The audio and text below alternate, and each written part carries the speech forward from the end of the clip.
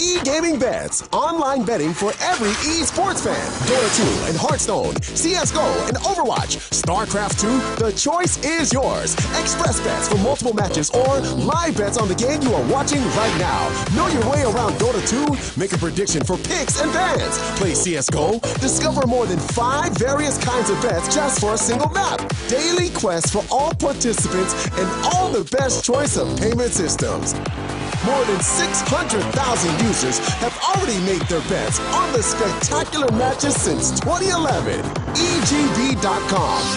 You know for sure who's going to...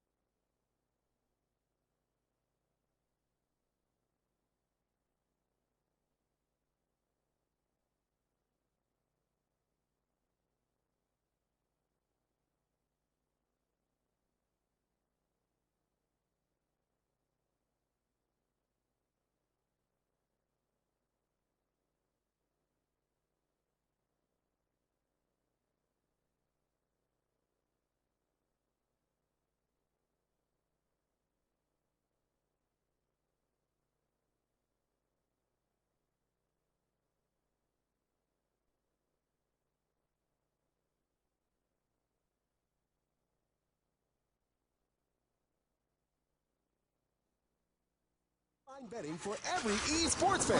Dota 2 and Hearthstone, CSGO and Overwatch, StarCraft 2, the choice is yours. Express bets for multiple matches or live bets on the game you are watching right now. Know your way around Dota 2? Make a prediction for picks and bans. Play CSGO? Discover more than 5 various kinds of bets just for a single map. Daily quests for all participants and all the best choice of payment systems. More than 600,000 users have already made their bets on the spectacular matches since 2011. EGB.com. You know for sure who's going to win. Getting tired of playing with the usual skins but don't have enough money to buy a new one? Get rich fast with CSGoFast.com. CSGoFast. It's a strong chance of winning in every game. Several rooms with different game modes. Daily, more than 1,000 games, 5,000 players, and 25,000 skins at stake. You don't need much in order to sweep the board. Welcome to the Starladder I-League Star Series Season 2. We're back with the American side of the tournament, and, well, we are going into, well, a game that will actually pay quite a lot of dividends for one team and could actually give a chance for a three-way split in terms of points. Of course, we have Prospects versus Blight, and well, I'm not too sure about the two teams. We thought the Complexity would run over Prospects. They didn't. We thought that then Prospects they might be able to beat Caliber. Then they didn't. So they're still on 3 points. Blight not really had the same sort of hope just yet, and the odds are definitely not in their favor. And I actually forgot to introduce ourselves. It's pretty late, but my name is. We've been here a little while. Yeah, my name's Tombis14, and joining me is Flakes. And what would you think about this one? I mean, if I went out and said some wild analysis right now, I'd probably be lying, because if I was to be flat out honest, which it's late, why not be flat out honest? We don't really know too much about either of these teams. We've only, of course, witnessed Prospect play once against Complexity, at least from our personal perspectives. Yeah. From a Blight scenario, we haven't really watched them at all, and they're not too well known either, so there's not too much out there. Well, it was scary because you look at the odds versus Complexity and Prospect were way in the gutter. You look at them against Blight and now they're right up there. We do have the map pool in. We've got Overpass, Cobble, and Mirage, and I think that's not a bad map pool in terms of tactical basis. Like, all of these maps have a CT side where you need to have your tactics on point, especially Overpass, Cobble as well, but Cobble is much more favored towards that T side of things. So to actually sort of go through those maps, I think the picks do show that both these teams are trying to play this tactically rather than just go straight for those aim jewels, and that may just be because they don't know too much about the other team. Like, I think on HLTV, Blight had 3 games, and I'm pretty sure 2 of those games were in this tournament. So it kind of tells you a lot about like what knowledge are you going to find on these teams. It will be a much more lower league sort of style, things that, well, if they don't pop up on HOTV, a lot of people won't know about them, and I myself probably won't know too much about them, especially because it's the more North America side of things rather than well, EU, which is where I'm obviously based. Their home base. From an information perspective, certainly lacking. But of course, we've run blind before, Tom. We've been there and done that one. We did it with China, for example. So it certainly does present some interesting challenges for both us and the games afoot. For sure. But we've seen some games that, well, you look at a team and you go, these guys have 3 games on Lounge or HLTV or wherever you want to look, and you go, okay, so not that experienced, not out there, and then they just go ahead and 16-5 a team. Well, that was the thing for prospects with us, because last time was obviously the first time we saw them. A bit more information about them, but not like overwhelming evidence to say, oh yeah, this is a phenomenal team. And they went and beat Complexity, a team who've obviously flown a couple of UK players out there. That was probably the problem in the first place, I think.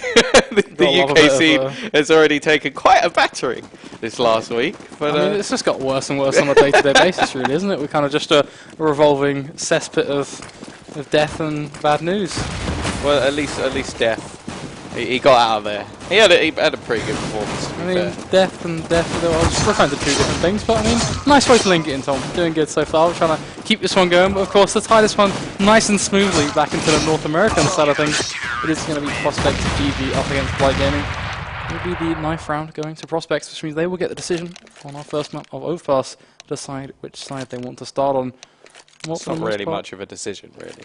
I mean, some say that maybe you want to be, just random. We saw China go T-side before. It's not off the cards completely. Yeah, but with that was sort of MVP. They just sucked at the CT side of the maps they were picking T-side on. It wasn't anything crazy tactical. It was like, this just brutal o'clock. I feel like we can't play that CT side. How about we try the T? And I've never seen a team get 8 rounds on train and then lose the map 16-10. It really was a crazy sort of way to play that map, and they definitely got punished for it. So I feel like, just correct me if I'm wrong here, but judging by how long we've been awake and the time and such, I have a feeling this cast is going to end in a very brutal fashion. If you just want to correct me on that one, or if we're just going to go straight in. I think that's just me in general, really. I don't think I beat around the bush too much. I will talk about the hope of some teams, but if I think someone's going to lose, I'll say they're going to lose. In this matchup, I genuinely don't know too much about either of the teams, so to make a guess would literally be going off the sort of odds in these games so far, and the fact that, well, Blight haven't actually won a game yet. That's the only real information I can go off, but at the same time, they could make my dreams come through of the triple 3-pointers, and then we see who goes. I think we're actually doing it on map difference rather than round difference from when I looked at the tables before. So yeah, I'm definitely looking forward to seeing whether or not Blight can make my dreams come true, or whether Prospect will just go through on the sort of point difference. Obviously, Calibre already through. They won all 3 of their games, so, well, logically, they are going through, and this is a buy. This is an interesting buy coming up from the T side. They've gone for 3 utility players, 2 players with Kevlar, and I actually don't mind that because, well, a lot of the time you just have to hit those headshots anyway. If you take a headshot from a USB, you're in trouble either way. However, using those nades very early on was very much based on an aggressive push coming out, and it's actually coming out towards long, so very aggressive. Nice work from a Proto. Going to start things off, takes the head off one player. His name's the real BM. Well, that's certainly a name and a half. So now we're looking at the drone, takes the head clean off a Char, looking to do just a little bit more forcefully. Odorous, flying straight out towards the B side, just tagging away. Still looking for that frag onto his drone, but nothing quite connects until that headshot finally lands, takes him down. Now he's going to be playing for the bomb plant. Of course, he has got his teammates there to support him.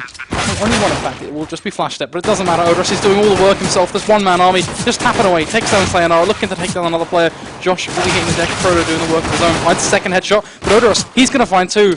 But it will be a Proto to make it 4 in that round and walk away with the defuse. 2 players with 4Ks in that pistol round.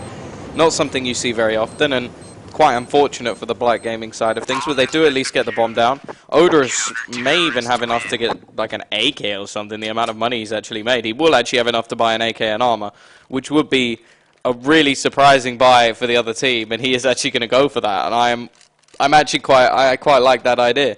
Although in the next round he could have done sort of the same thing, but with more AKs. Hey ho, let's see how this works. 2 MAC-10s as well.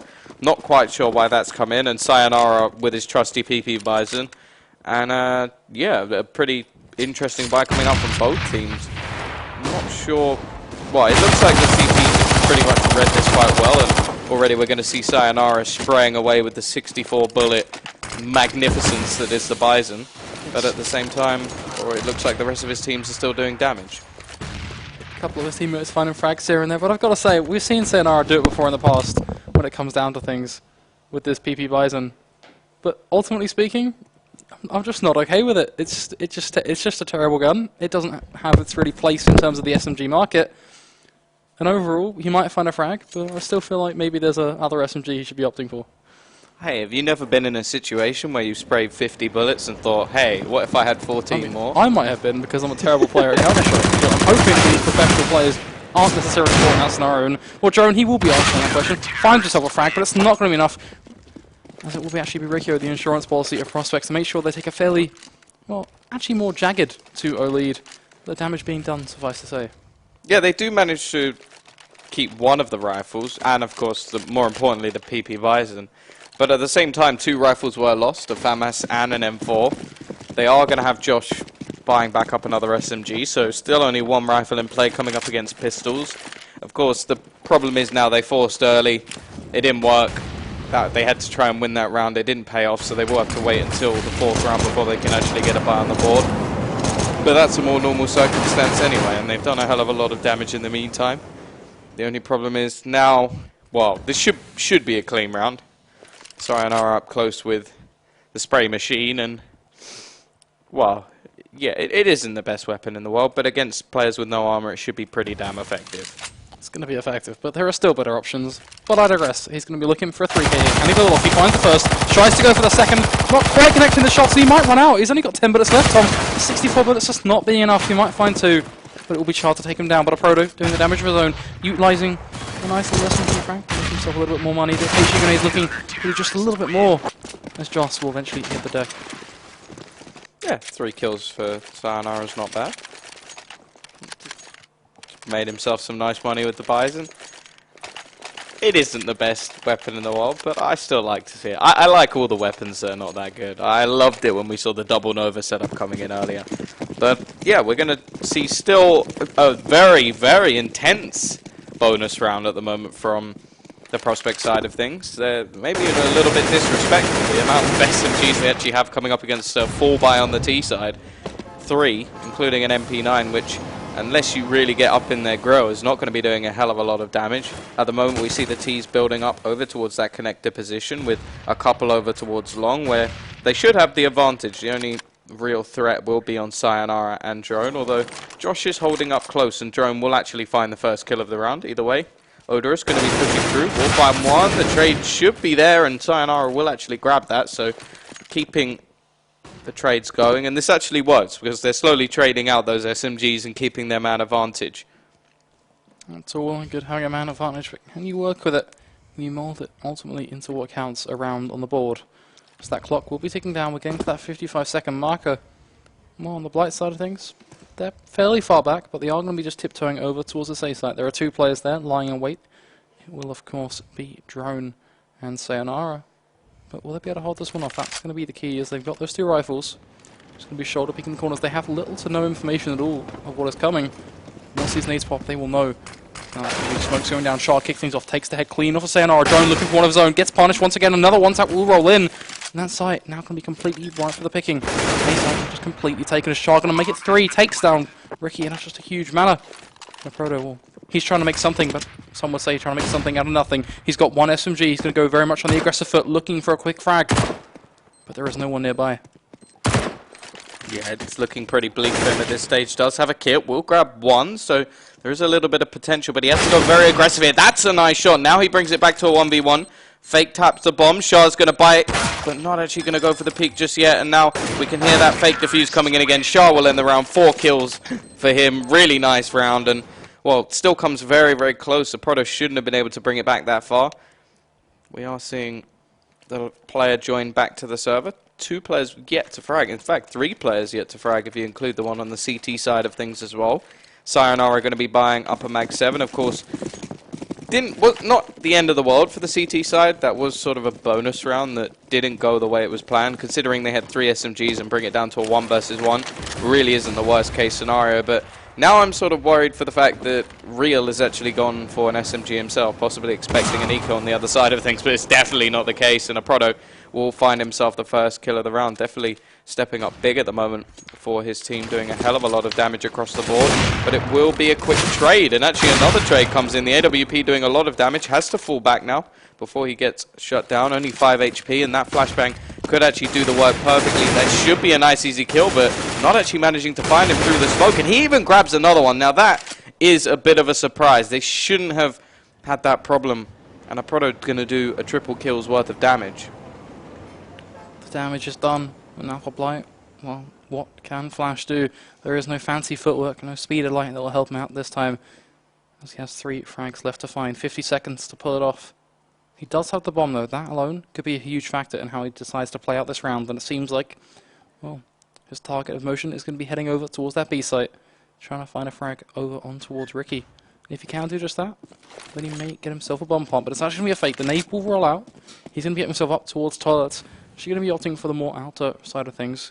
But Drone, I think he's clocked onto this one. He's going to be checking the corner, and it all comes down to who is his first shot.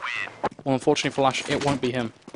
Yeah, and this is going to leave a huge restraint on the economy of the Blight side of things. They just don't have the cash to really do anything into this round. It looks like they may just drop a few pistols and then come back in the next round. And even then, it's going to be a bit of a stretch. 1900 added on will leave them with roughly enough to buy, but not with full utility unless they can get a bomb down in this round. So that's going to be the main aim of the game. It looks like the majority of the team are going fairly aggressively over towards that B side, but are slowing up. Not going to go for the straight out rush over towards Monster. We are seeing Coco in the squad again, which seems to be the person they add in each time, and not quite been structured as a player yet. This is just absolute manic at the moment for the T side. They did go for the Monster rush, slightly delayed, and, well, this is now problematic for Real. He has managed to find himself a kill.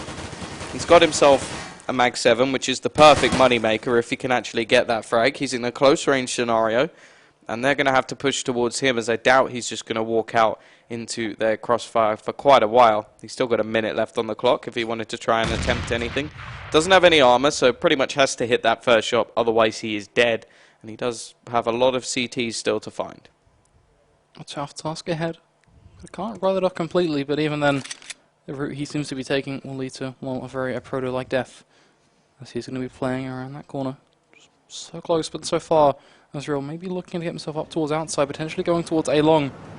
But already you can hear a Proto, he's jumping around. I think he's spotted out, going to be holding that close angle. Drone there to hold that in angle to make sure he backs up his teammate.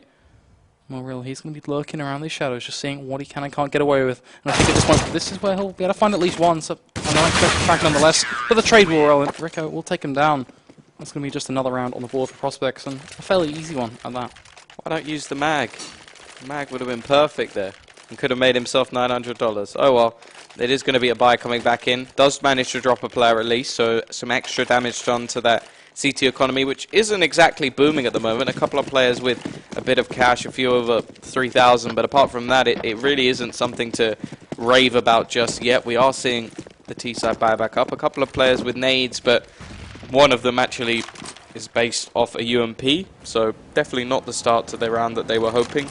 Josh actually only on a 5-7 at the moment. I wondered what's gone on there. Surely they had enough to buy him a weapon. I don't know why he'd be on a pistol at this stage. Maybe dropping his gun or something weird happening. I'm not quite sure. Either way, if he has actually just gone with a 5-7, I'm a little bit questionable. Hasn't got a frag yet, I don't think, so that could be some sort of reasoning behind it, but it does seem like a bit of a ludicrous decision either way, just to go, okay, I haven't got a kill, let's just not buy a gun. That seems like almost insanity. Either way, they definitely had enough to buy him one, so I am really confused as to how he doesn't have a weapon in his hand at the moment, but he is going to go for the peak with a 5-7. Throws out some counter nades to make sure there can't be an aggressive push following up. And, well, the T's still looking for a little bit of an entry or some map control. Josh in a prime position to find a frag, and he does just that, takes the head clean of Roger, spamming away with the 5-7. Sayonara are trying to do just the same, but it's not going to happen as now Flash gets going to play, find the frag of his own. Josh going to find another. 1-by-1 Blight, they seem to be pulling something back into this game. It's Prospect while they've fallen at 1-by-1. And we're looking at Drone and Rico, the 2 men left to clutch this one out. But even though this is looking fairly uncomfortable for them to even get themselves in position to do just that. And while Flash is there lying in wait, takes down Rico. And at this point, you have to see save surely come in from drone. Yeah, he'll manage to get himself one. Looking back onto the site, if he could find another frag, that would actually do a hell of a lot of damage. Using his nades to actually clean out a few of the angles, but not going to be finding anybody up close and personal.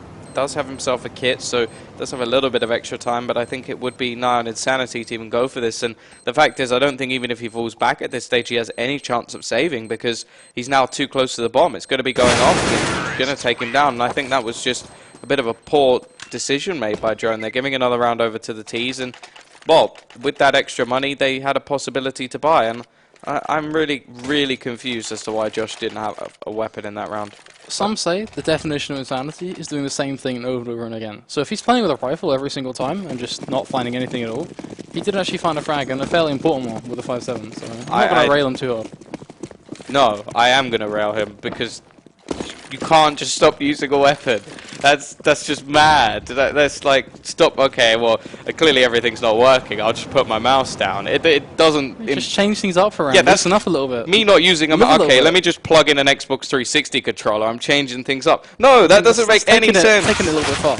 I mean, that doesn't make any sense, not buying a gun because he doesn't feel like he's performing. That just madness to me. It's going to be hundreds of reasons. We don't quite know why he didn't opt for the gun, but either way, we'll be real in this round. Just tapping away, demolishing this eco round coming in from Prospect. Well, they are going to be trying to make something with these 5.7s. They showed a little bit of damage, a little bit of Josh-esque Matic. And if you're doing just that, takes down Char. So at least that's a frag on the board. Flash and trades it straight back, take down Sayonara. But even it looks like it'll just be one frag on Prospect. But they did do some damage. It's not ultimately going to mean anything, but it's something. Yeah, should be able to get something back on the board in this round. Interested to see which Josh will actually come out on top. Whether it will be the BM Josh or... I'm wondering if... Is that something to do with their name? Because obviously they're called Blight, but then 3 of the players have BM. So I'm intrigued. But Josh has decided, Josh RT that is, has decided to buy a rifle this round. And maybe it was just a misbuy. I don't know. Either way, something went weird in that round. But here we go. Sayonara with the mag. Gonna find one. Looking for a little bit more. Will peek out. He's gonna do some damage and actually grab the frag. And in the meantime, we do see a Proto finding one himself. Real and Odorous now. The last 2 left alive. They haven't had any, well, ridiculously clean rounds. They haven't even had many rounds. So their economy is not going to be in a safe stance at this point. May have enough to get something on the board in the next just to stop them having to go for some sort of eco, but it may actually be more valuable at this stage for the remaining 2 players to attempt to save. The only problem is there's quite a lot of time left on the clock for them to actually do that, and I just wonder if they will more likely go for something. Of course, the bomb is currently down by Sayonara, so it doesn't look like they're going to have any chance of retrieving that, and, well, the only real way that they'd be able to throw this round away would be if the CTs went over aggressive. Perhaps that could be taking place now. It looks like he's trying to find something. Will actually find himself a frag. The trade will quickly roll in, but Real, he's now found himself in a 1 versus 4. His teammate, his dead bones just dripped all over the floor. There's not really much he can do. The smoke will go down. He's trying to get himself some leeway. This bomb's them also going to be looking to do some damage of his own, but gets dinked. Just 3 HP. He's going to find himself a frag. Josh going to go diving through the smoke. That over-aggression coming into effect. But of course, there is no running away from a HE grenade. Yeah, it gets dunked right at the end. The T's are going to have a bit of money to buy back up with, so a little bit left. Shah not going to have too much, and Odorous may have enough to get something on the board. In fact, he's actually going to be dropped to Galil to go into this one, so not the worst case scenario. They've had much worse positions to actually be in at this stage, and, well, already with 3 rounds on the board for Blight, they're not in too worrisome a situation so far. I'm going to go for the spray through the wood. Not going to find anything just yet. Hell of a lot of utility actually onto that CT side as well.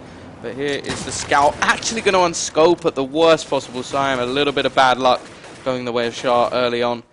Looking for a boost here. We'll go for this shot, and actually the tag's going to be hit. It will be removed from the map. Josh going to go a little bit over aggressive and does give Odorous the chance for a trade, but going to see pure aggression at the moment from the CT side. Absolutely no respect being held for their opposition and going to go very aggressive. The only problem is they've gone so aggressive that now the rotation from the T's has actually come over to this B side. And here we go. Josh going to be flashed in. It will be the first kill. Now there's only 1 player to actually hold off any sort of aggression. He's got to wait for a long, long rotation, going all the way through long, in fact. And it's just going to be Drone here. He's got to try and find some kills. Certainly is on the card, so he's playing around the smoke. Takes down one, does the damage on towards Flash, albeit just 30 HP. But now all he has to do is play the time down, wait for his teammates to back him up, of which, well, at this point, their rotate finally has rolled in. The Molotov's going to be doing some damage of their own, forcing Real back off of short. And well, this should be a fairly quick and easy retake coming from Prospect now. Everything is playing to their advantage, but they have to still find a frag. And they've just that drone will drop flash step. Real will find himself a frag on towards Sayonara. Makes it 2, so dishing out the damage, brings it back to a 1 versus 1, but he's got 11 HP to play with. As a Proto is looking to bring up this round, he's actually going to be going straight for the stick or the defuse, no, going for the fake, and we have to ask that perhaps this was just a little bit too risky, playing around with time. Well, he might have found the frag, but he's not going to find the round, and maybe even going to lose his orb. Yeah, nice work from Blight in the end to hold off that push. It seemed like everything was falling into place for the CT side, but it fell apart right at the end, and now the Ts are actually in quite a decent position. Maybe going to try and make that prophecy come true. They've already got themselves 4 rounds on the board. The CTs sort of questioning whether they're actually going to go for something here, and they are. They're going to force fully into this one. That is an interesting decision, to say the least, going off the bat. Possibly that they think they've already lost enough rounds, and going for anything more could be a more worrisome position to be in, but this is a really risky buy to try and pull in at this point. They're going to be just having 1 M4, some pistols. It will equalize the cash a little bit, but equalize it down to 0 may not be the best scenario to have, and well, they've tried to answer the problems of the previous rounds by going hugely aggressive, taking all the way over the mid control, taking a hell of a lot of map control, but it's just come up with the same position again, the B side. That's where they have set their target, and it will be Flash to dish out the damage. Finds 2 headshots back to back. And on Prospect, they find themselves lost for words, lost for response, even as Sayonara will be the only man to find a frag. Spamming away with the 5-7, Rico actually going to find one of his own, finally doing some work in this round, but with that bomb ticking away, it's getting bleaker and bleaker by the moment, but Rico will find another, making use of that rifle. Eventually will get dropped by Char, but it is going to be that 1 versus 1, Sayonara up against Char, but he's going to be going straight for the stick of the defuse, but look how much time he's got in it, 5 seconds after into that full defuse, but that's not going to happen to him. He will get mowed down, and that's going to be Blight stepping it back 1 step further. Yeah, they come very, very close, actually, the CT side, considering what they actually brought up into that round. And they've done a hell of a lot of damage over onto that T economy. The problematic thing is they've done a hell of a lot worse to their own. So now Blight, they've got themselves 5 rounds. They're looking pretty strong on that T side. The half is still up for grabs, and that shouldn't really be the case on the overpass side of things. You're looking at that CT side to be pretty damn dominant. Pistols in this round is all that will be there, but a Proto will manage to grab a first frag at least. Quickly traded out by the SMG of Odorous, and well, he's going to be trying to make as much money as he possibly can with this SMG, because that's the one thing that the Ts still don't really have, is money. Money just proving to be extremely lackluster. But they are going to be looking to build things up, and well, stringing some rounds together, Tom, certainly is a start. As they are just going to be looking for an entry point across this map, making full use of the weapons and the utility they have at hand. But for the Prospect side, well, there's not much for them to play with, just these pistols. And well, they can tap away, but even then, it's a pretty uncomfortable situation to be caught in. Yeah, we are going to see the slow push towards toilets now from the T side. They have a little bit of map control over towards B as well, so they could go for that full rotation if necessary, just trying to check for any flanks, but the majority of players are still over towards A. Rococo should get taken down. It will actually hit a tag onto Flash as well, so there is still the potential to drop at least 1 rifle. We are going to see that happen. Josh finds the frag now with 35 seconds left. Becoming a little bit more questionable. The SMG going to go aggressive, and we'll just be cleaning up the remainder of these frags. There's still a pistol in behind. The Deke missing the shots, but will eventually find the kill, and this is a hell of a lot of damage now. Just 1 more bullet needs to connect. So close to taking down Odorous, but this will leave Drone to do the work. Manages to grab 1. There's actually only 1 player in his way, looking for some sort of weaponry to make this a little bit easier, and there it is, that AK. Josh going to be in position. Wants to try and find this, expecting it, but not quite there with the timing. I think that's a few times now we've seen timing play a big part, but that was not a good round from Blight. They get away with it, and they're on 6, which is definitely a good thing for their T side. But the thing I'm sort of scared about is none of these rounds have been particularly clean, and what? I think we've just kind of just swapped players. MK are back in the server. But this isn't a force buy. This is just their buy. Like, they had the money to go with AKs and have just decided to go with SMGs and nades. This is pretty much a weird level of insanity, but wondering if they thought that the CT side forced there, because this looks like a buy that they expect to be facing an eco, and instead they're facing a force buy. The only saving grace at the moment is the fact that 3 players don't have any head armor, but this is the high levels of ludicrousy here. Unless they've got some sort of magnificent plan that I would never have seen coming, I'm a little bit worried for the T side at this stage, especially considering how low their economy was after the last round. If they're to lose this one, they could be reset back and maybe even hand Prospect a 9-6 position. Well, I'm going to be looking, all eyes staring well and truly into those MAC-10s. Can they do the work here? Will it be a success round from Blight? A successful risk at that, because of course this was a pretty outstanding scenario to find ourselves in. Now barreling down on towards the site, trying to take full control. At this point, Prospect have realised what is coming. The frags will still run out. Flash to be the first. Takes down Josh, looking for one more, spamming away.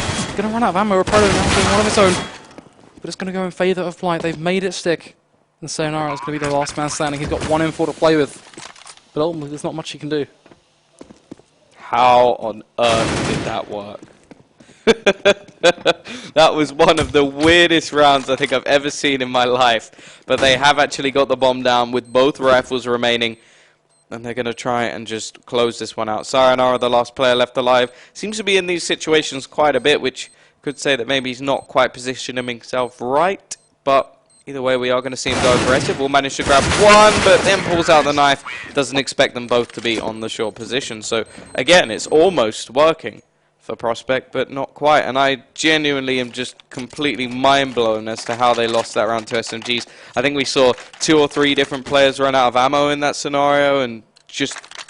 I think for me, production are having the same sort of mentality I've got right now, just laughing and giggling away and just loving life, because that's all that's going through my head right now. I've got no words to really describe anything at all. It's just a kind of a state of laughter, insanity, and kind of just going, what? Why? Maybe it comes down to the fact that they are a less experienced side. They're trying to bring something completely different to the table and seeing if it sticks. Yeah, that's insane. I don't know. Lots of maybes. Whatever is going on, it is working. So I can't take that away from them. They have got 7 rounds on the T side. Maybe this is the future meta of just play with SMGs for the whole game and maybe things will work out. Or just hope that your opposition makes some sort of similar mistakes where they run out of ammo on an M4. I don't know. Whatever they're doing, it's working.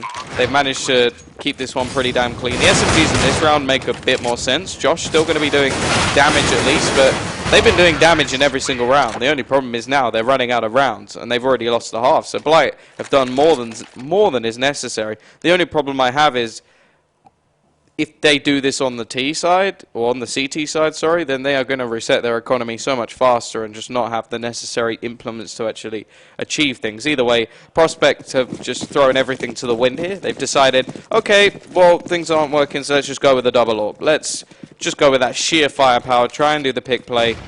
Drone and Aprodo definitely been 2 of the better players for this team so far. Drone, I think, has slowed down a little bit, and that has sort of been to the detriment of his team because everything's just falling apart. And going aggressive with an AWP over towards water is a bit of a questionable decision. Either way, we are going to see the push onto the B site. Straight through smoke, Odorous will run, and he finds a frag as well. This leaves it into a very difficult situation now. It obviously, Prospect are going to go for it. They are in the last round of the half. There's no reason for them not to, but to actually take this round, that's another thing altogether. For me, this entire kind of first half has been encompassed of just a bunch of questionable plays that you just look at and go, how on earth did that work? We're talking about that. It's going to be Josh playing around a angle, looking to find himself a frag, but the crossfire is well and truly being held. But they are going to find 2 frags. The Proto and Josh are going to find something. Char and Flash, there they are. There they are, picking up the forces for the team. Josh will find the last frag, and that'll be us presenting ourselves at a 9-6 half. Yeah, I genuinely have no idea.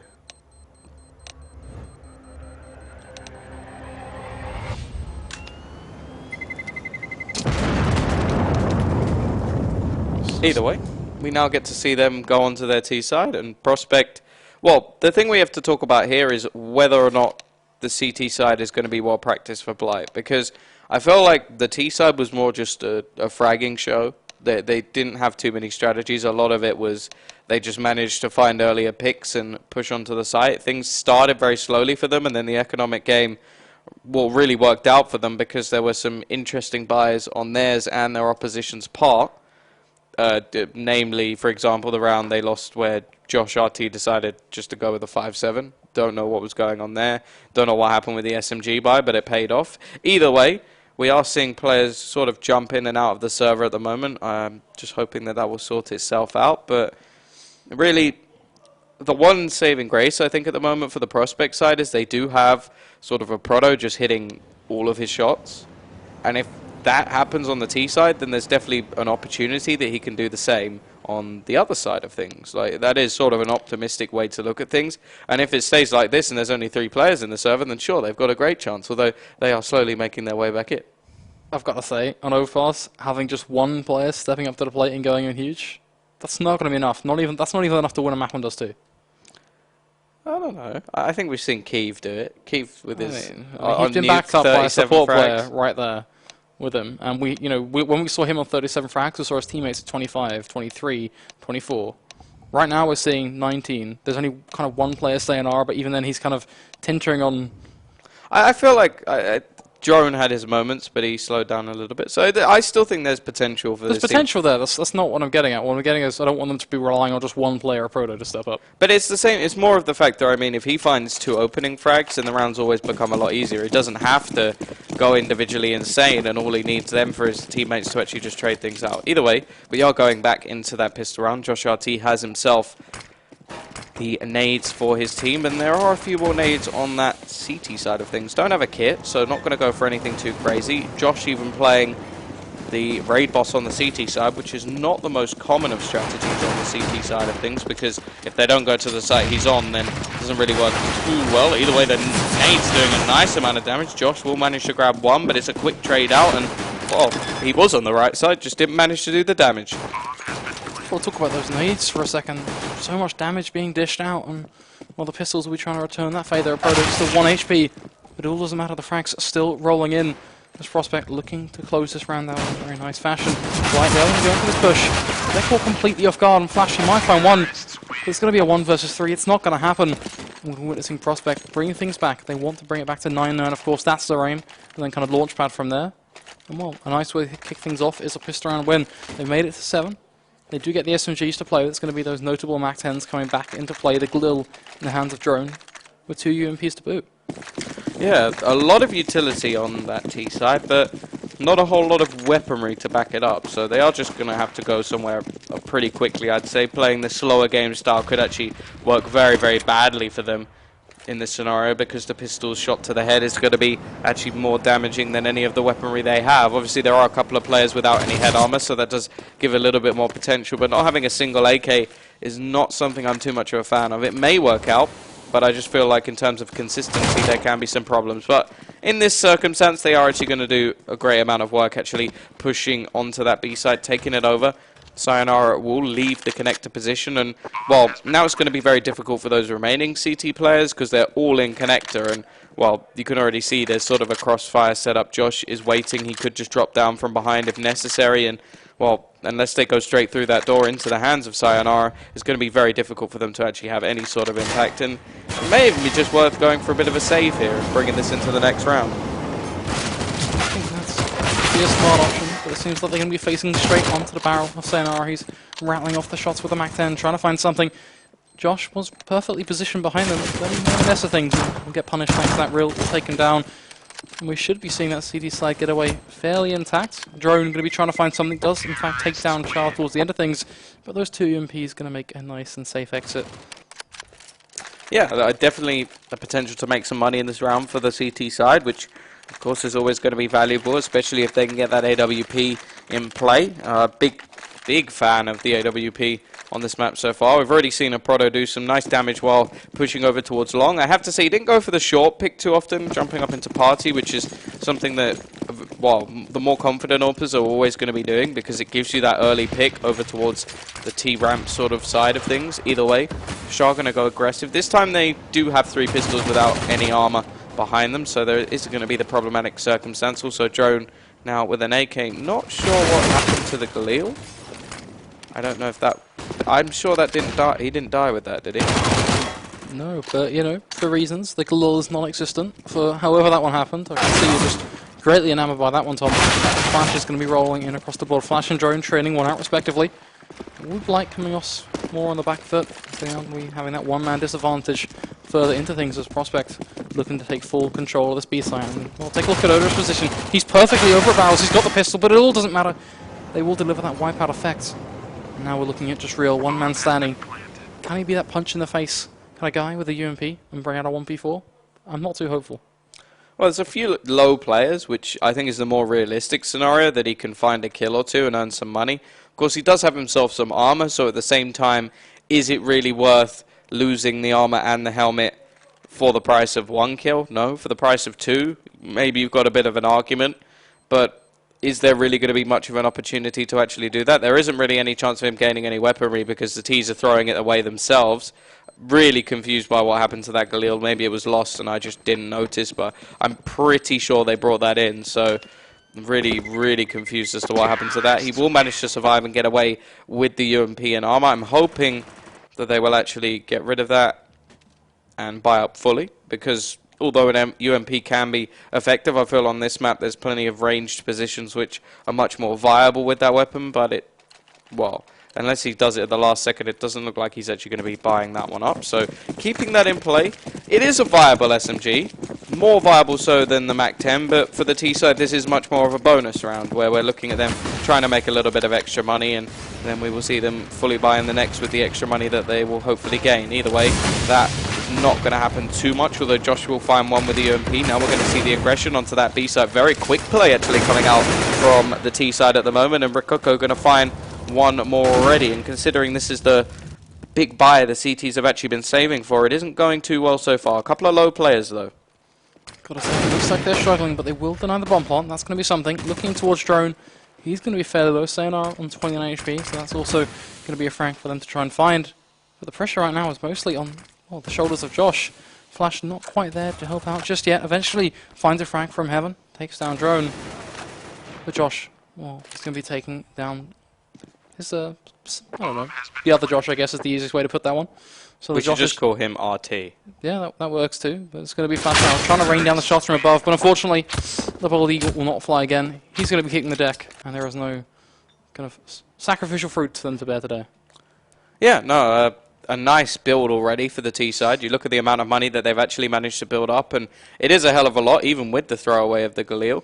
Still not too bad on the CT side of things, but they are going to be ecoing in this one and coming back in the next round with a big buy. So, again, really saving up for that buy, and I'm looking forward to hopefully seeing an AWP in their hands as well. Either way, it is going to be another round for Prospect. They've taken back their lead after quite a long hiatus from that position. We are going to see probably some overzealous plays in this round from Blight. They don't have too much to really play with. They've just got some P250s, a Deagle on Tashar, and then armor on Josh as well. And on the other side of things, well, plenty of armor, nades, AKs, really not too much of a problematic scenario for the T's at all. The only thing they have to be careful of is about losing that money, but they made quite a bit previously. They're looking to do the same again, and already they're going to be starting this off with a nice kill onto the inside. It's going to be actually following up to 2 great kills. Just mowing Blight down. What can we do here, guys? Anything at all? Can we at least find one frag? That seems to be the recurring theme. But for Josh, well, it's going to be well and truly on his shoulders. He doesn't want to deliver that one. Yes, 3 players present themselves. They line up in a nice little line and say, you know, feel free to kill any one of us if you can land the shots. But it's not going to happen. He's going to hit the deck. We're going to find ourselves Prospect taking quite a nice tidy lead. An 11-9 score, and of course they've got the 5 AKs to play with in this round. But now we're looking at a Blight side who finally said, once again, let's answer back, guys. Let's finally step up to the plate here, deliver some damage. And most notably speaking, it's going to be the 2 orbs in the hands of the real and odorous. Yeah, I expected to see one. I'm not too familiar with the sort of double orb setup on this map. I know that there are sometimes plays that can be made over towards the monster side of things with the secondary AWP, but normally it's not such a common trait, especially as if it's found out by that by the T side, sorry. It can actually be isolated quite well. If you throw nades in that direction, flash over and just rush down that player, then the AWP does become a little bit of a waste. It's not, obviously, for an AWP, you're not really going to put them in position where fast, aggressive rushes go their way. And that's normally why you see it over towards the A site, more common positions. they have actually got the AWP over onto that A site as well. So they do have that bases covered. But at the same time, I'm looking to see how this will actually go with the AWP on B. Not playing over towards Heaven either. And playing a very aggressive position on short, which is actually going to work very well for Odorous. Manages to grab that first frag. Now he has to just fall back and play this much more passively. No real reason to go for anything more. And the T's, well, now they're just looking to try and fight back into this one. But with 40 seconds left, they sort of have to start making their decision. And the bomb is all the way around T spawn. So realistically, I feel like it has to go towards that B site just because of the time enabled. It's a bit of a 25 seconds, Tom. We have to be seeing some movement. Take a look where that bomb is. It's still not showing any signs. Of course, they really have no choice now but to go towards B, but a single shutdown attempt. Just some delay. Could be just absolutely devastating. Odorous, he's going to do just that. Finds through. Looking to make it 4. Not quite going to make it happen. Josh will take him down. But that is the delay. That is the HG grenade rolling in. And a dunk of a frag to boot for real.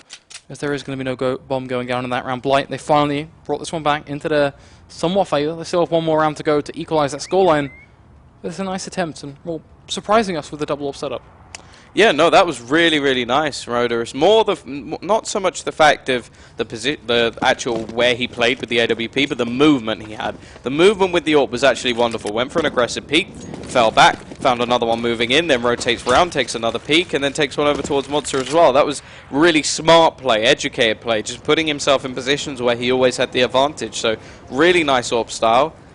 Hoping he can continue that, but repeating that is not going to be the easiest thing in the world. Quad kills don't come left, right, and center. Either way, we are going to see a buyback up. Prospect making a hell of a lot of cash early on by going with so many SMGs, and it has played dividends now that it worked. We are going to see that aggressive peek again, but Proto is just a little bit faster on the trigger. Luckily, Flash has managed to trade one back in the meantime, and we are going to see an aggressive peek, caught with a knife out. Not really sure what's going on there, but Real will manage to trade that back with his long push not being spotted, and no real chance for a trade. So back to a 3 versus 3. Still the double up setup in play at the moment. I would say a little bit more risky now that they don't have the rifles backing them up, because for me anyway, there's always that factor of having a strong AWPer is one thing, having a strong rifler behind the strong AWPer, just in case things go wrong, is another thing altogether. And, well, we can already see again, it's going to be an aggressive push onto this B site. There are already 2 players here, and the possible rotator coming in towards Heaven as well. But it's going to be down to that fast pick. Shah waiting with the AWP. It's going to be a tag back, which is really unfortunate. Shah now being able to clean things up, but it will come down to a 1 versus 1. Time ticking away a little bit. I'm not really sure what the plan is from Sayonara. He has to go back towards the B site. Doesn't really have any opportunity, and the only real gain he's had here is he's managed to split this into 2 different positions. That is going to be something for him to try and work with. The bomb is actually going to cross itself nice and comfortably over towards that site. And they should now be able to get the plant thanks to that, unless a huge wallbang comes in, which I'm not going to deny it happened in the past, but really he's not going to go for the wallbang. He's in fact going to go for the pistol shot, but he will connect it. The low HP working out in his favour, and he's going to find the round, and well, you can see by the knives at the wall, I'm guessing that's his way of showing that he's happy about how that one unfolded. Yeah, bomb plant will add a little bit more money to the prospect side of things, so they are going to have a buy. I think they would have had a buy anyway, because you can already see there's still 10 grand on a Proto, so they haven't even scratched the surface yet. We have seen Blight make some mistakes in terms of economy game previously, but so far it seems like everybody's going to have rifles on the board, and they're just playing this one much safer. Back to an 11-11 scoreline, and, well, it is sort of an even scoreline. A few players not quite stepping up. Josh BM going to be down the bottom at the moment, but there's that aggressive peek. I said I wanted to see it. Unfortunately, a Proto was ready for it, and normally you jump up. The reason you jump up is that you have the better angle, rather than there where he peeked into the angle himself. So a lot riskier, could have paid off, didn't. And now we have a potential push here that's not going to work out at all. RT manages to take that frag, and unfortunately this is going to leave them in an even worse scenario than before he pushed. But that was sort of the idea. It was more hit and miss. Okay, I've got to try and bring this back now. Doesn't pay off. Okay, well, we're still in a bad situation either way. So within the space of 30 seconds, Blight, they gave away some bit of an awkward couple of frags, but Char going to be trying to claw things back, but he's caught off guard. The trade will roll in. And right now they're going to be in a 2 versus 4. Josh taking down alternative Josh. Flash. He's left in, what is there to say, an even more uncomfortable one. It's not going to happen. Drone will deliver a smooth headshot to end his life. It's going to be Prospect taking things that one step further. They have got that 1 round advantage. But judging by how this one book has gone in the past, I wouldn't be surprised to necessarily see Blight take it back to 12-12. Yeah, they aren't going to have a bye, though, in this round, which is going to leave things a little bit more problematic. They'll just have the P250s and the well, no, actually just straight P250 straight across the board. So really investing in that pistol. Going to have a few nades onto Real, but apart from that, nothing too crazy to mention. We are going to see the AKs across the board on the T side, and it is going to be a B stack, but so far already Rococo's doing the damage. Sayonara will find one more, and the remaining two players are going to try and get at least a frag. Shah will manage that. He has the potential to even find a second now with the push coming in, but not going to happen, and a clean round, or relatively clean at least, from the Prospect side of things. So it does look like they brought this back into a much better scenario. I'm looking at the money on the Blight side, and although there's quite a bit over towards Real, the rest of the team still don't really have enough to go for a full buy here, and that's actually going to be the case. They're just going to go for pistols yet again, buy back up in the next round, and this could leave them in a real problematic scenario where they are only 2 rounds away from actually losing the game. Well, an unfortunate turn of events. Yeah, well, of course it will be fairly bleak for Blight if they don't make that buy round work. They are going to be trying to do something with these pistols. They haven't wrote them off in the past. We've seen teams do the damage. So I'm going to be looking to see what they can find with these 5.7 kind of P250 Deagle mix. But again, it comes down to those angles, especially taking into account that we literally just witnessed Prospect push right into a B stack, and they only found one track. So it doesn't paint too much of a pretty picture. But of course, in this scenario, we'll actually be Blight holding much more spread out this time around. Still, no one dedicated specifically over towards the A site. Their spread is more based actually towards connector. For the most part, trying to find a prank, but unfortunately it's not going to work out. Sayonara will just drop them both. And that map presence just completely deleted. Yeah, this is going to leave the CTs, well, in a position where they don't have too much hope. Sayonara could at least be dropped. Drone with a shot to the face would almost definitely take him out, but then again, so would the majority of other players. This should just be as clean as possible at the moment for the T side, and this is sort of the big problem for Blight at this stage of things. Every time they get close to bringing that economy back to an even standpoint, they end up losing a few rounds in a row and getting themselves reset. Either way, we will have the buy coming back up. It looks like they may have even saved for that double lobby yet again, which it's a hefty price. It did work last time, but the problem is if they then lose a round, or even win a round and lose a round, then they have to save up for like 2 or 3 rounds to actually get it back. So it's sort of a double-edged sword once again, and I'm not sure I'm too much of a fan of it. I do get why they bought it. I think it works, but they just don't have the finances to keep saving this often to get it. Kind of the worrying thing for the most part as well is if they make a single mistake, they could find themselves completely out of this first map. But it will in fact be Real. He does find himself a shot, takes down Josh RT, so the damage being done. But now they still have a pretty hefty road in front of them. This course thing will need to try and take out that 12, and from there even just closing out this round, as the rifles are going to be hungry to quickly to find this trade. The clock going to be ticking down, getting to that kind of 1 minute 10 marker. So this is where we start to see the initial rotations roll in from Prospect, where they get themselves closer towards where they want to be heading, just revealing a little bit more of their game plan. But overall, they're not too segmented. They're just kind of laying it out there and saying, yeah, we're going to head towards B. But Blight, they have no information at all. There is no pushes coming in, even no aggression towards long. So they're going something completely blind. Yeah, Odorous is in a decent position, but as said, there are problems with having an AWP in this position, especially if the short push is a decent one. Proto going to be pushing in, and the timing is not going to pay too much. Almost gets a double, which would have been absolutely wonderful. Done at least a lot of damage, and a trade is not the worst circumstance when they already have a man advantage. Nade's going to be thrown out, will actually be traded straight back, and Shah will find the frag. Bomb going to be going down at least for the T side, but now we're looking at what these CTs can do in the retake. Sayonara, he's going to have to go big here. He's the only player on his team with any real HP. He's already been tagged down and taken down. In fact, this is going to leave things in a horrible position for Rococo. Another kill would be wonderful, at least, to do extra damage, but it's not going to happen. But now is the big thing. First, they need to go and find that second orb, which they've already done. Then they need to, of course, defuse the bomb, which they should have just about enough time to do. And then they need to actually win the next couple of rounds, which is going to be the much harder of the remaining things I said. They've done every single, kind of ticked every single box on your list, Tom. But there's still one outstanding, as you say. Picking up the next couple of rounds, it could prove to be much harder. They have got that double orb setup still in play. It's going to be these two same old players wielding it, Real and Odorous. But the big question for me is, when does it get old? When do you just stand up and go, this is predictable, guys, you've done it so many times, you can't just play one card in a single match, and that won't give you a victory. That's not what Luminosity have done to our Mages, that's not what we see FaZe do to Upset and BO3s. You have to have more than just one card to play in these scenarios.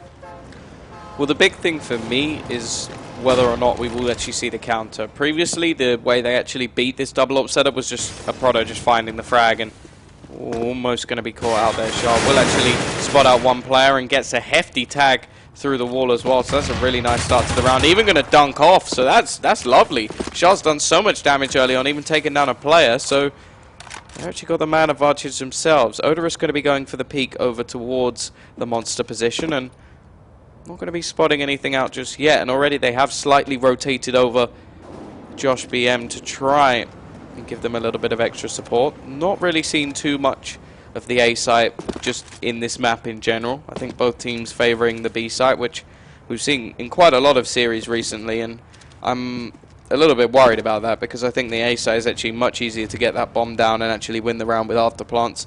Either way, that is just my opinion, and well, Proto going to be looking to try and do something over towards this B side. The bomb's still on the floor, which they'll have to go and pick up. We'll see one frag going the way, but it's quick trades coming either way, and the bomb's still yet to even be picked up. I don't think there's going to be any chance of them actually winning this round, especially with now Real finding another frag onto Sayonara.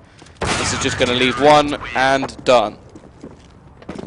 A very bleak outcome to that round, but Blight, they're going to be happy about things. They've brought it back to 13, Tom. And we'll take a look at the economy of Prospect. They have got 3 high-rolling players, but they also have 2 fairly low ones. But the pause is rolling in. It's going to be a tactical pause, going in favour of Prospect, I believe. Yeah. Which will mean that the badge doesn't give it away. The badge doesn't really kind of give it away, so we're kind of just going with it. I think it is Prospect, if I remember rightly. Yeah, it is. Blight have a badge. Blight actually have a badge. It's always nice when a team has a logo. You know, I think that is their logo, the little one there, unless that is just something from another place. Either way, it is.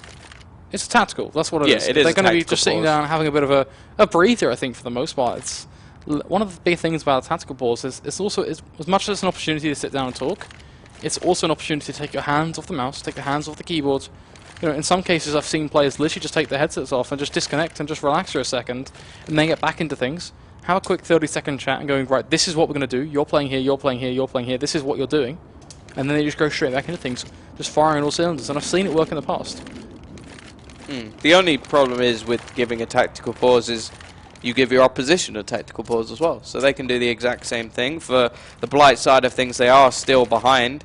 So Prospect have taken a pause when they're in the lead because they want to get this over the line. This isn't their map pick. This is the pick of Blight. And we will be going on to, I think, Cobble after this one. So definitely a much more T-sided map in terms of the way it's played. A lot of aim-based duels will be coming in, and the CT side is one that definitely needs a lot of, well, harmony, I suppose, on that CT side. A lot of team play coming in.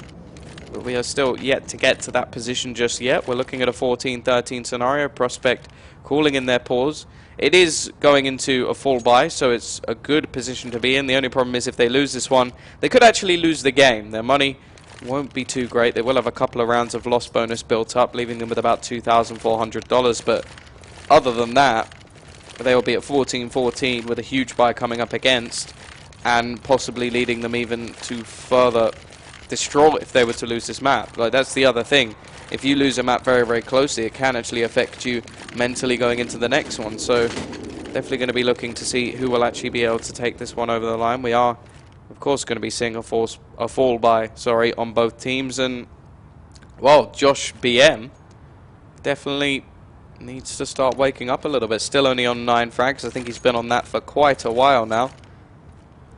See, on the other side of things, a much wider spread frag count. Lowest player having 17, so not too bad across the board, but they still have a chance that they will actually lose this game, so not really raving about them just yet. There really isn't too much to rave about at all going into this one, but the tactical pause has been revealed.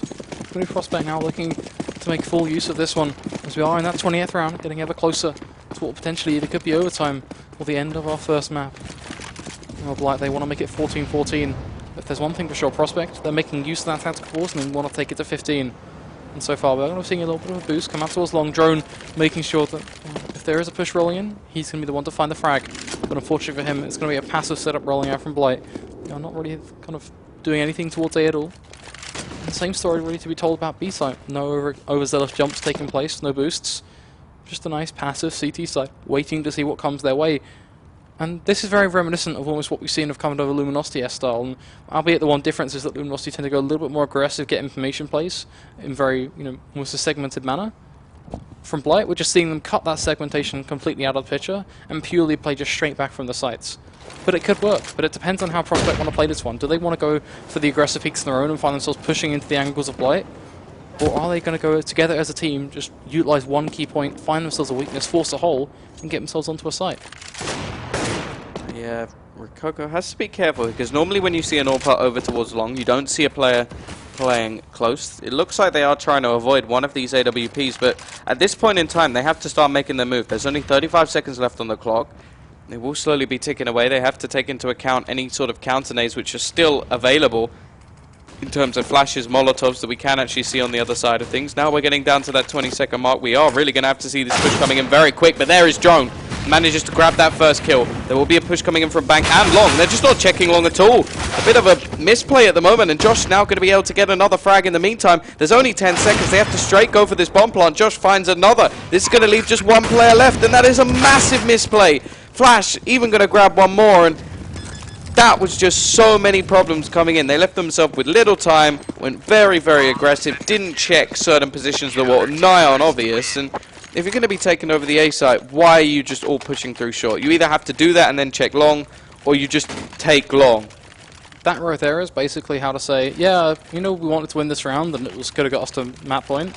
Yeah, no, we're just not going to check our corners and just not check the obvious factors. Well, we literally heard, taking into account that one of their players would have heard the sound cue from the player from long, they still didn't check it.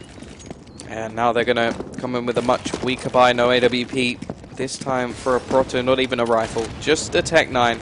They are going to be speedily heading their way over towards that B site position. Only a single AWP at the moment on that CT side, so not going for anything as overzealous, but it is still over towards the B site, and there is Odorous just stepping up huge. Shah going to add another, and this is looking like it could be coming to an end now for the Prospect side. They had some nice streaks, brought things back from 9-6 down.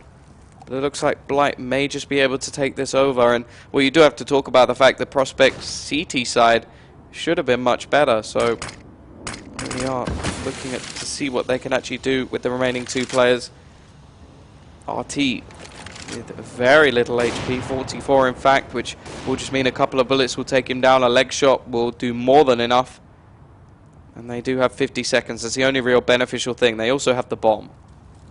That's going to be the nice factor. They have control of that bomb, thanks to it just being well and truly packed into the backpack of Josh. He's going to be looking to get himself over on towards the site. The Blight, they are just going to be looking down from above the minute they spot it out. Well, it's going to be a nice and simple hold, providing they hit the shots. As Charles going to be going straight for the one-tap, dishes out some damage, doesn't quite connect the frag. But Josh RT being on 18 HP, well, that doesn't do anything at all for the Prospect side. That just makes it even more of a weaker possibility for them to take this round. Well, with what's soon to be 15 seconds on the board, they have to go for something. It seems like your opportunity is let's smoke the site, let's go for a plant.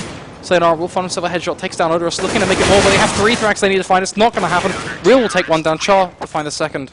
And it's going to be Blight making themselves onto 15.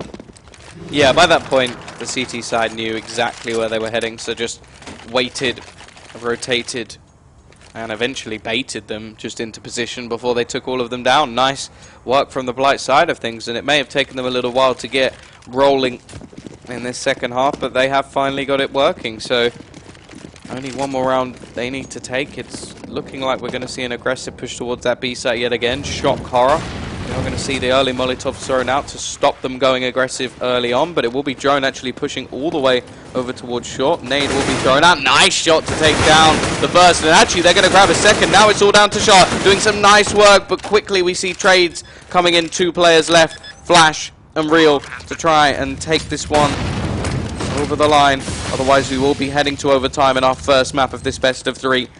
Already we see the flashes being thrown out. They do have a couple of Molotovs, which I think need to be used a little bit more carefully. They should be able to throw this onto the site. We are going to see the aggressive push now. Real going to be going, but it's actually going to be the T's taking the round, and that is a pretty ludicrous one for them to lose, as they had such a better buy than the Prospect side, but we're over to overtime. Certainly the unexpected option there. It's not quite what we were kind of looking at and going, oh, this is what's going to take place.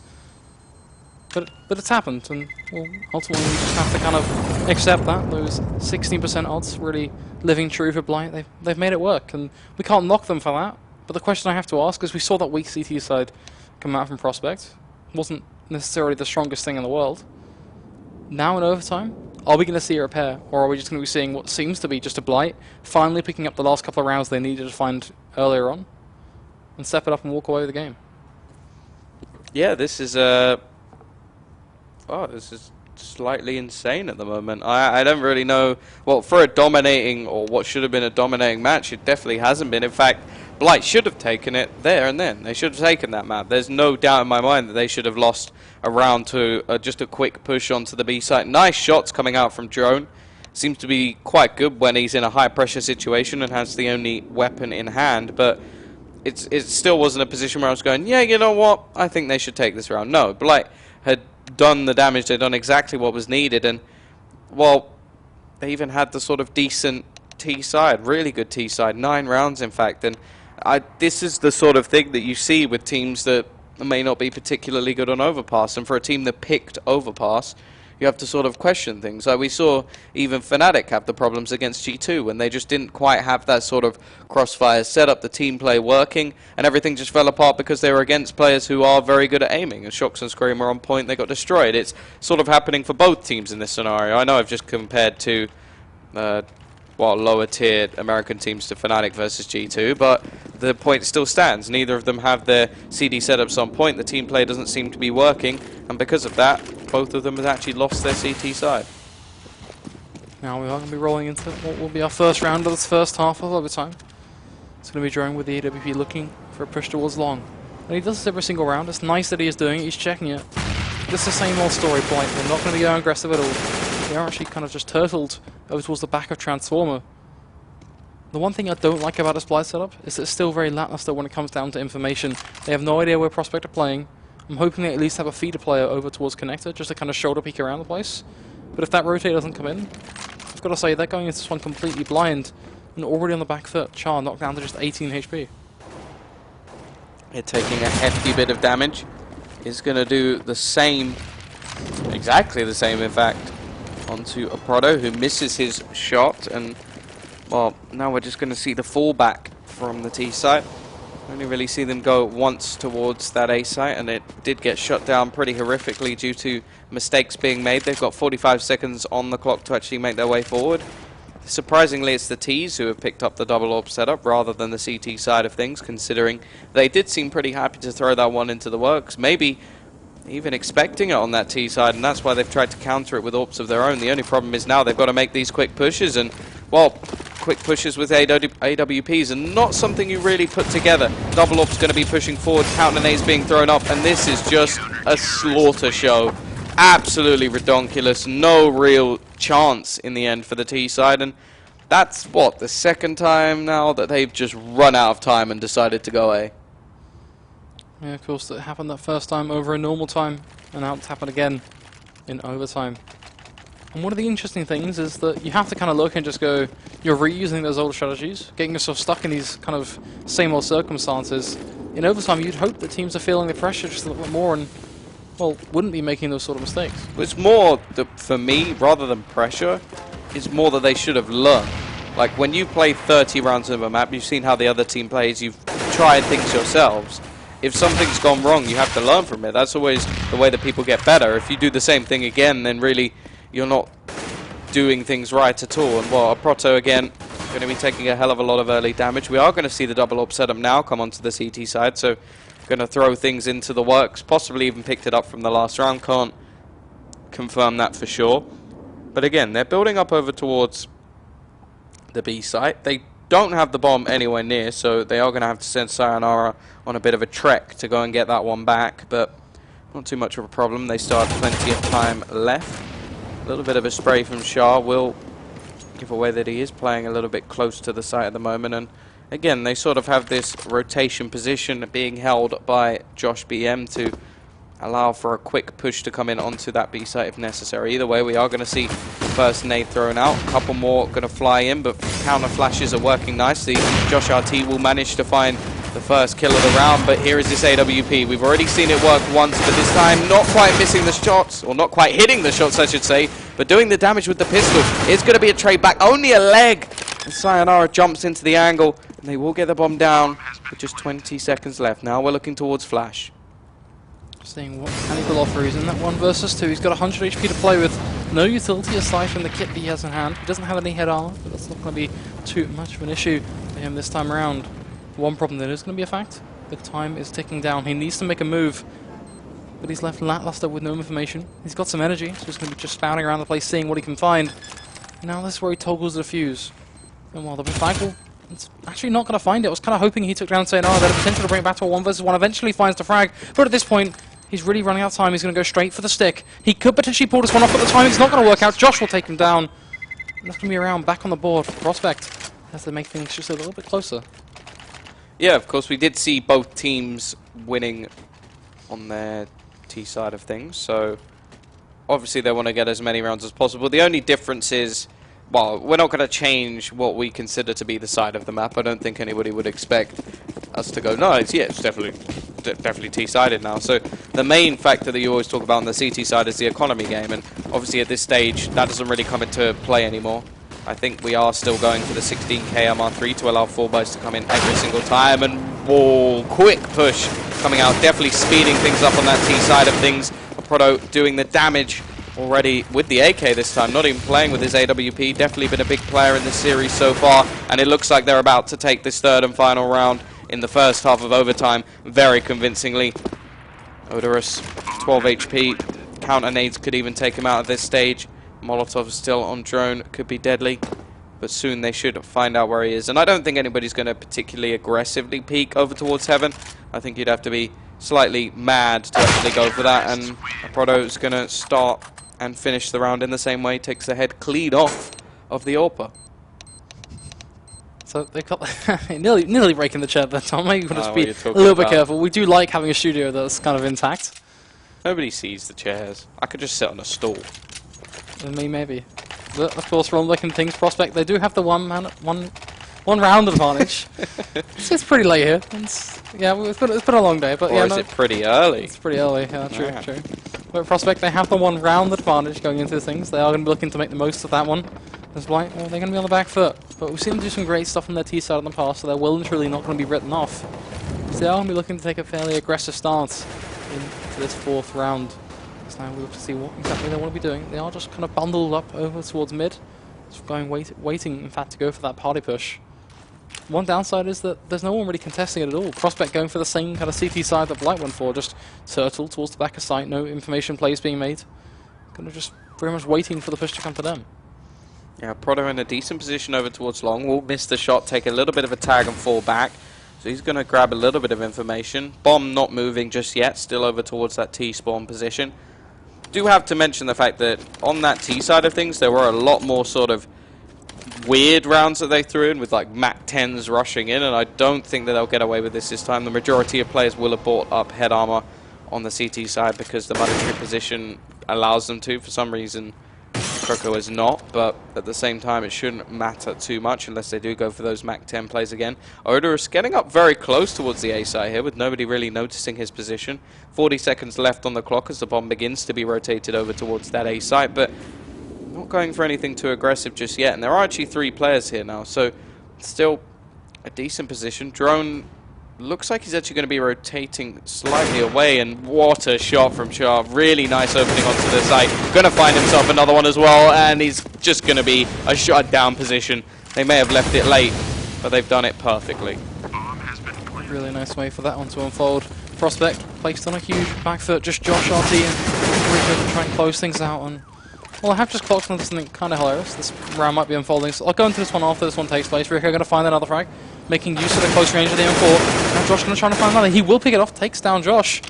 Now looking at a 2 versus 2, the bomb is still going to be taken away, but it's actually kind of possible. Because now they're going to be looking to take down Sharp. He will hit the deck, and just one player. He's taking the defuse. Somehow they're getting away with this one, but the one tap will roll in. Real going to be making the most of that smoke. Now, Rico, he's looking to face this one straight off the back, but it's not going to happen. Real will take him down. Now back to the entertaining point of fact. Just take a look at Rico's name for me.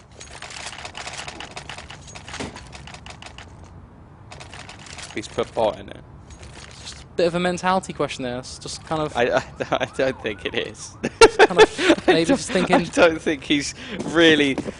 No, I think it's probably just a joke. It's a bit like them having BM in their names. I don't know. You don't actually know if BM's got anything to do with Blight Gaming, just put it out there. Yeah, I know, but that's what most people know what it stands for. Either way, we are going to see the push coming out. Obviously, 18 is safe. 19 is the win. Shah going to be finding the first kill. Sayonara still playing around the smoke, has the opportunity to actually trade and do more. He's going to be looking towards this bomb position at the moment and does have a huge chance to actually take that frag. Flash will actually find another, but this has to be a big play. He can't just grab one, he needs to grab a second if this is going to be worthwhile, and the likelihood of that is slim. Flash will quickly trade this one back, and now Blight look like they may be back in the driver's seat. There's only going to be 2 players standing in their way. They almost managed to pull it off last time, but I'm not sure whether or not they'll be able to get away with that one again. A lot of that was down to over-aggression, and it seems like Prospect have now taken over-aggression to a new level themselves and sent 3 players rushing up towards that sort of statue position. So either way, the remaining 2 players, one is over in toilets, the other is on B, not really having control of either of the sites, and well, for that very matter, they should get the information pretty quickly that it's going to be on B, but actually they may just get away with it going through Monster.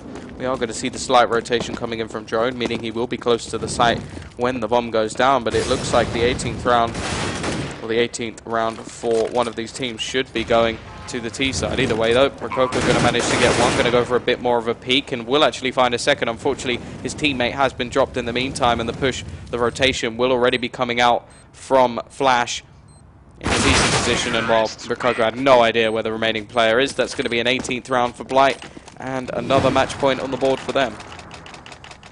This one can either swing 2 directions, Tom. We're either going to be going into our second set of overtime, or we're going to find ourselves looking at a team, Blight of course, walking away with that first map. And well, for me, I'm feeling the upset a little bit. 16% odds, certainly not favouring them in any way, shape or form. It would be nice to see an underdog walk away with at least 1 map, and of course, this map could swing action.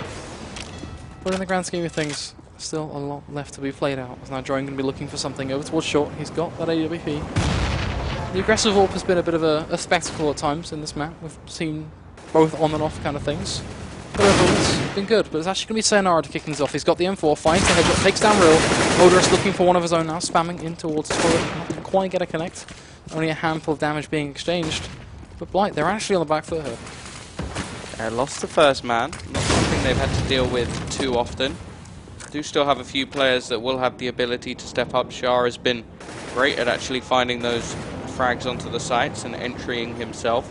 Josh RT in a decent position to actually try and stop any sort of aggression over towards that short position, but doesn't really expect them to just rotate all the way back over towards that B site at the moment. So 2 players there, Drone with the AWP. We've seen some nice work from this AWP in this position so far, but it looks like at the moment the T's aren't really sure where they're going. It does seem like they're gathering up. We will see Josh RT fall in the meantime, evening up the situation, and now it almost seems like a couple of the players attempted to go back towards that A site. The time should allow them to do that, but they would have to move now, and it seems like they're actually going to go towards this B site where there is nigh on a stack at the moment. 3 players currently in position. Josh BM will manage to grab the kill. The bomb should be able to be planted. It's actually going to be Sayonara peeking in quickly. We see a frag come either way. It will be the 2 versus 2. The bomb is yet to be planted, so they have to get this one down. Molotov not going to go anywhere near the position of the bomb, but will actually spread slightly. Drone going to find another, and well, now it's all down to Flash. Is this going to go to a second overtime, or will it actually be the T's taking this over the line? And well, Drone with the AWP has done all the work. Second overtime will be the answer to your question, Tom. It's going to be that 18-18 scoreline. And well, this map has done more than we originally expected for it to do at all. And well, it really does set the storyline. Of course, we heard from production that last night and the previous NA games, they've really gone the length. Every single map, in fact, going to overtime, I believe it was last night. Maybe that's starting to tell just a little bit of a story of how tonight is going to unfold, because of course we've already found ourselves looking at the scenario of this second overtime, and well, it's not looking too good for either team. Yeah, neither team really being particularly convincing at this stage. I feel Blight should have taken this over the line now on multiple occasions. Unfortunately for them, it just hasn't been the case, and every time they get close, somebody steps up on the other side of things. And I do think that in terms of the Blight lineup, Josh BM not being really in the scenario or in the game is going to make things very problematic. He's currently right at the bottom of the board, almost half the kills of the player above him, and well, really looking to see which of these teams will actually pull this one over the line. This time we will see Blight start on that T side. Both teams still seem to be favouring that, which is slightly blowing my mind, because realistically you should have the favoured side being on that CT side, especially when you have a full buy the whole time that you're playing. It just doesn't seem to make any sense that neither of them are able to actually pull off some sort of strategy. But the way I look at this, if Blight take this one over the line, they still have a chance. If Prospect take it, they probably win the series, because they're going on to their map pick and they are the favoured team overall. That's going to be the interesting kind of highlight for me, because they might be the favoured team, Tom, but it doesn't kind of give me a throwback to right back to when we saw in China, for example, teams just throwing around those upsets. Certainly is on the cards. We've seen it happen before, and I'm kind of feeling it for the Blight side. They just need to patch up a couple of small mistakes. Whereas from the Prospect perspective, a little bit of work being done on their CT side, that's going to be key. They are, of course, going to be kicking things off on that CT side.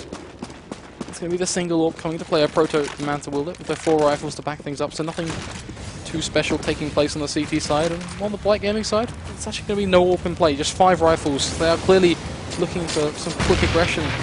But will it work out? Team Sochar going to find the first strike. Quick trades, Warhol in a proto doing the work with the orb. Odorous looking to dish it back into their favour, but it's not quite going to come.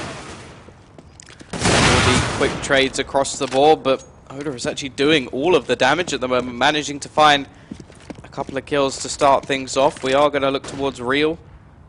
The bomb is going to be retrieved, but at the moment, again, it seems to be this aggressive streak that comes out of Prospect that just does not work at all. They haven't really pulled anything off with it. I feel like maybe Odorous going aggressive might be more of a factor.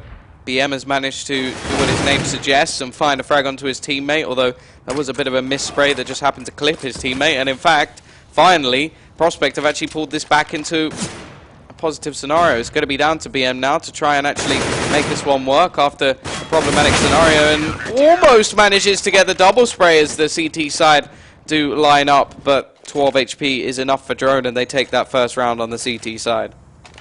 I'm still kind of got a big question sitting in my mind. How on earth did that team kill take place? You know, I know we kind of said that it was a bit of a misspray and that sort of thing, but for the most part, it's not too difficult. I think he shot at his team. He shot at the guy over towards Monster. His teammate ran across. Well, something went horribly wrong either way, and it's going to be a team kill for boot. But of course, going into our second round now, seeing what can be brought to the table. Prospects looking for this time upset fashion. We don't want to be seeing a 1919. We want to be seeing a 2018. From the Blight's perspective, they don't want to be dishing that now. They want to be finding such quick frags. Rico going to just completely make a mess of that one. Just a sheer reaction from Tom alone just really sums up exactly how I feel about that. As now Drone going to come in and find 2 for himself, so at least he's making up for his teammates' mistakes. But some pretty brutal mistakes at that. Yeah, no, just completely mucked that one up.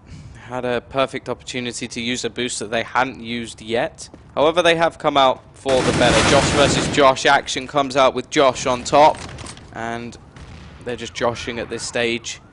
Either way, we are going to see that push now from the remaining 2 T players, one in connector, the other pushing towards the short/toilets position. And well, 2 rounds could be great for the CT side. They do seem to be matching each other neck and neck. Drone will manage to find a kill, almost getting sprayed down by his teammate, but Apollo will finish it off. And well, it's one of the first clean rounds we've actually seen in a while. Yeah, Rikoko dies early on, so that was to his own detriment. And other than that, the T's, if they don't manage to get around, I feel like they could be in real trouble, because they're CT side hasn't been the strongest suit by any sort of stretch of the imagination. It's certainly been fairly weak, but of course both of these teams have had struggling sides. The one different kind of story to tell is the fact that Prospect, they have here to finally patch things up. They're doing well. They found 2, looking to make it 3, and if they can make it 3, it looks like could potentially be swinging in their way. It's now Flash. He's going to be looking to make a quick frag over towards Connector. I'm seeing kind of the fairly same strategy coming out from Blight, so it's already not looking too great, because when you look into a round you go, this team have done the same thing for the last 3 rounds. You don't go, well, that's going to go any differently. Yeah, taking over Connector has been quite a big thing for both of these teams. Should be ready for players jumping over this at this stage, because it is a very common factor to do. We do see a lot of players actually being able to hit that shot onto the head most of the time. CT side actually not going too aggressive in this scenario. One player over towards toilets, the other with the AWP, but a Proto, nice shot, takes down Odorous, and that's going to make things so much more difficult already. They lose that first man, 50 seconds left on the clock. They're going to continue their push, have to be careful. Sayonara isn't too sure. It should actually spot out this frag, and well, the flashbang does absolutely nothing to his position. He's now going to fall back as well. Smart decision from Prospect at the moment, and already we see, well, the T's looking a little bit confused. One player getting ready to rotate, the other still waiting to see if there's any more aggression. The aggression is there, but it's actually from Josh RT, who's just waiting patiently. Should have heard that door go, but doesn't seem to react at all. And now it's just going to be down to Drone. He's actually on the site, doesn't manage to find anything. Char finds 2 entries onto that position. Bomb will go down with a matter of seconds left to go. And, well, if this is a round thrown away by the CT side, I would be quite annoyed if I was them. Char actually going to add another couple of kills to his collection. And, well, BM will manage to actually close out that round. No idea how Prospect managed to throw that one away, but realistically, they did. I'm sort of lost for words. I was just about to compliment them on a more decisive and kind of stuck together and cohesive CT side, and then they go and do that. At least I didn't say it. Now I look a little bit less like an idiot. Yeah, either way, they are going on to the supposed favoured T side in this matchup anyway, so there is still that possibility, but on the other side of things, it could be the time that Blight now realise they have to step up. It's definitely that possibility. I've seen this happen many a time where you could see 3 rounds, 3 rounds, 3 rounds, 3 rounds, and then well, like you don't win any on the first half and then go and win the next 3. It just seems to happen for teams sometimes, and in this scenario, 2 rounds is all that's needed for Prospect on that T side to take this first map. This is the first map in a possible best of 3, or it is a best of 3, a possible 3. Either way, we are going to see 4 players currently over towards that B side, so possibly starting to get a bit of a read on what the T's have actually been doing for the majority of the time. We'll rotate one of those players back away, and the early nade damage is going to make things a nice start at least. Still, actually with a very heavy presence over towards this B side. I am intrigued by the fact that they have got this read at the moment,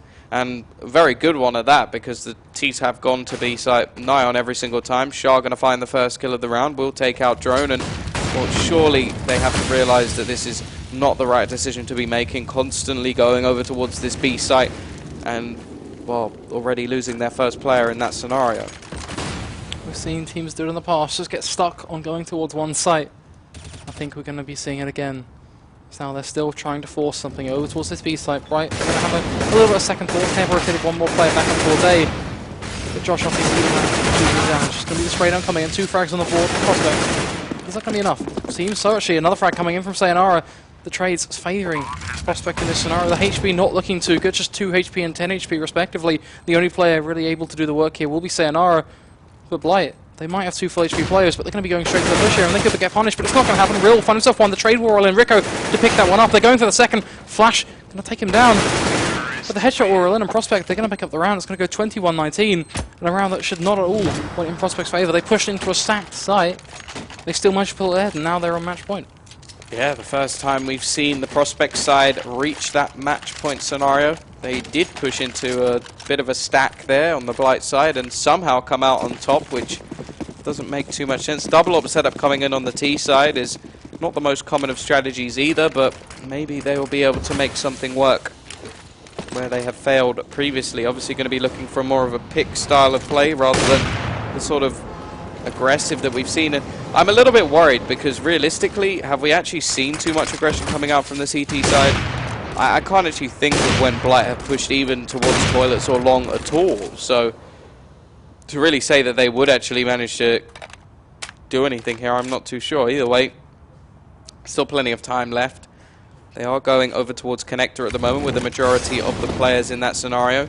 They do also have push coming in over towards playground as well. So taking map control, but nothing too hefty just yet. We are going to see a proto sort of in place waiting to see if there is any aggression, but getting down to the minute mark, it seems like they may actually be rotating onto the A site. Yes, ladies and gentlemen, there is an A site. Blowing your mind here because I don't actually think we've even seen a bomb plant on the A site so far, which is sort of crazy to think about. Not really dedicated to it just yet, and maybe expecting some sort of aggression to come out from the CT side.